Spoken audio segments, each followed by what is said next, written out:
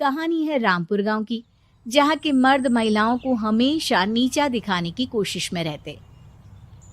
अरे अभी तक खाना नहीं आया, क्या मुझे एक और शादी करने की जरूरत है? नहीं जी नहीं, ऐसा मत करना, वरना मैं कहाँ जाऊंगी। खाना लेकर मैं अभी आई जी। गांव की पंचायत में भी फैसले हमेशा औरतों के खिलाफ ही रहते। मैं जो फैसला सुनाता हूँ वो भगवान की आज्ञा होती है। इस लड़के ने अपने मन से शादी करके अच्छा नहीं किया। लड़के को घर भेज दो और इसकी शादी इसकी जाति की किसी लड़के से करवा दो, लेकिन ये लड़की, इसे तो गांव के बाहर निकाल दो। नहीं नहीं जमींदार साहब, ये क्या बोल रहे हैं? ऐसा नहीं हो सकता। मेरी बेटी मासूम है, इसे अच्छे बुरे की समझ नहीं है। अरे कहाँ जाएगी ये बेचारी? कहाँ जाएगी? इतनी चिंता है तो पूरे परिवार का गांव निकाला कर देते हैं। बेचारे पूरे बसे बसाए परिवार को गांव छोड़ना पड़ता है। चाहे जो हो, अगर बेटियों को कंट्रोल नहीं कर सकते तो गांव में रहने का कोई मतलब नहीं है। यहाँ औरतों को दब कर रहना होगा। कोई भी अपने हिसाब से कुछ नहीं कर सकता, सब ईश्वर की मर्जी से ही होगा। तभी गांव का एक आदमी दौड़ा दौड़ा आता है। सरपंच साहब, जमींदार साहब, वो कालिया है ना, उसकी बेटी पढ़ने के लिए शहर जा रही है। अच्छा, ये कब हो गया? और कालिया की हिम्मत कैसे हो गई ऐसा करने की? लेकर आओ उसे और उसकी बेटी को।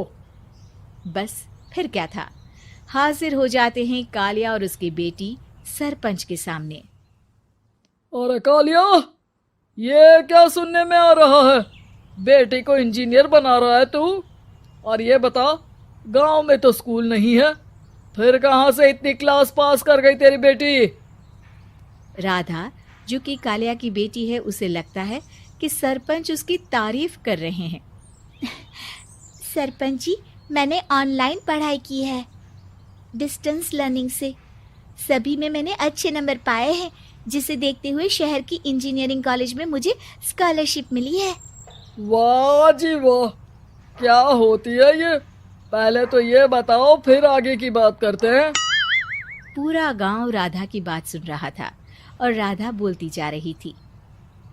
तो ऐसे मैं फ्री में एक अच्छी शिक्षा लेकर गांव में जो कुछ परेशानियां हैं, जैसे बिजली, पानी और इंटरनेट जैसी समस्याओं के लिए काम करूंगी। मैं गांव को शहर से जोड़ने के लिए पुल का निर्माण करवाने का प्रस्ताव रखूंगी। मुझे पूरी उम्मीद है कि जल्द ही हमारा गांव भी तरक्की की राह पर चल पड़ेगा।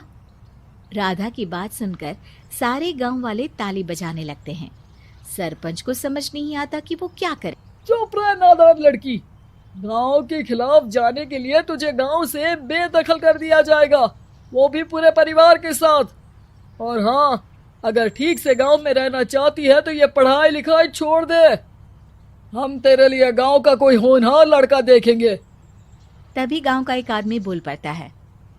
अरे नहीं नहीं सरपंच जी, राधा बिटिया जो बता रही है, अगर वैसा हो जाए तो हम लोगों को पैसा कमाने के लिए बाहर नहीं जाना पड़ेगा। हाँ जी, और ना ही कोसों दूर पानी के लिए भटकना पड़ेगा। हमारे बच्चे भी अच्छी पढ़ाई कर सकेंगे और आगे बढ़ेंगे, ना कि हमारी तरह खेती करते बैठेंगे। क्यों गांव वालों, राधा बिटिया का साथ देना चाहिए ना। सरपंच देखता है कि गांव राधा के साथ है तो वो चुप हो जाता है। वो घर आकर अपने सलाहकार से बात करता है, जो बहुत ही चालाक किस्म का इंसान होता है।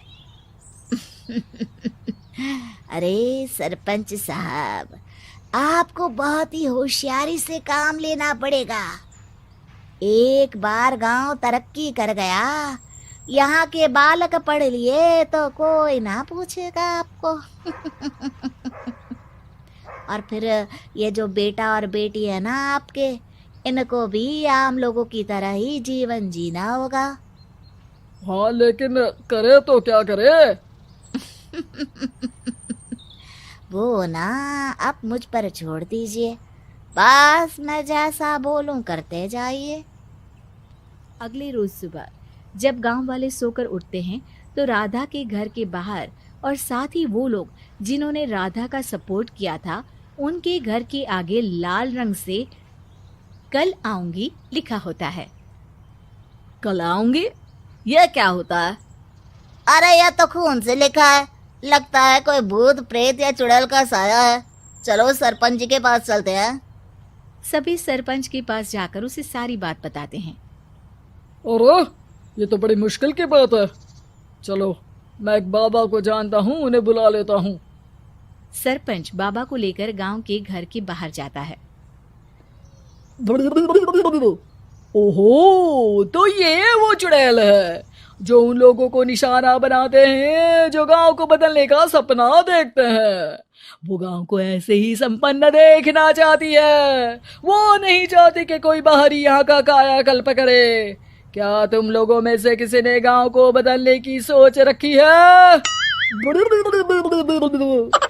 तभी राधा की माँ रोते रोते आती है। मेरी राधा घर से गायब हो गई है। अरे कोई तो बचाओ, मेरी बच्ची कहाँ गई?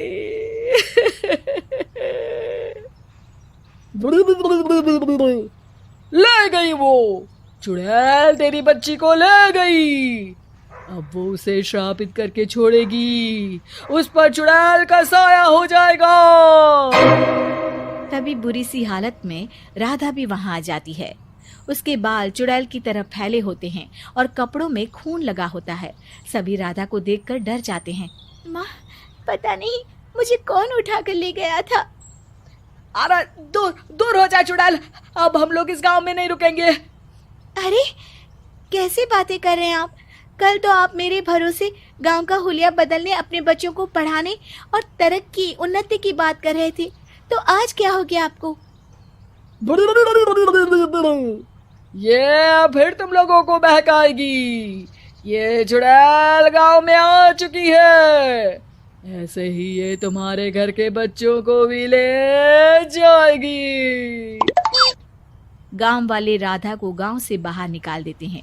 उसके माँ बाप रोते रहते हैं, लेकिन गांव वाले नहीं मानते। मैं भी अपनी बहन के साथ गांव के बाहर रहूंगा, लेकिन वो पढ़ाई नहीं छोड़ेगी। वहीं सरपंच के घर पर सलाहकार कहता है। देखा, सांप भी मर गया और लाठी भी नहीं टूटी। लेकिन अगले ही दिन सरपंच के घर के बाहर भी वही शब्द लिखे होते हैं और फिर सरपंच की बीवी कहती है, हमारी बेटी को किसी ने अगवा कर लिया है। तभी राधा का भाई वहां आ जाता है। अरे गांव वालों, मैंने सरपंच जी की बेटी को देखा था।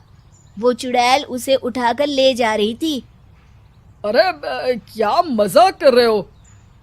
नहीं नहीं सरपंच जी, आप नहीं जानते। वो चुड़ैल अब आपकी बेटी में आ जाएगी, जैसे राधा के अंदर आ गई थी। तभी सरपंच की बेटी वैसी ही हालत में वहां आती है जैसे राधा आई थी। पापा, पता नहीं कैसे मैं गायब हो गई थी। चुड़ैल, इसके अंदर भी चुड़ैल का साया है, मारो इसे। अरे नहीं नहीं, इसे भी राधा के पास गांव के बाहर ही भेज दो। अरे चुप रहो, मेरी बेटी कहीं नहीं जाएगी और चुड़ैल वुड़ैल कुछ नहीं होता है। अरे कैसे बात कर रहे हो सरपंच जी? आप तो बोल रहे थे कि आपका फैसला भगवान का ज्ञान होता है, तो अपने पर बात आई तो अब आप ऐसे बोल रहे हैं। अरे ना ना ना, आपको अपनी बेटी को त्यागना ही होगा। अरे बुलाओ बाबा को।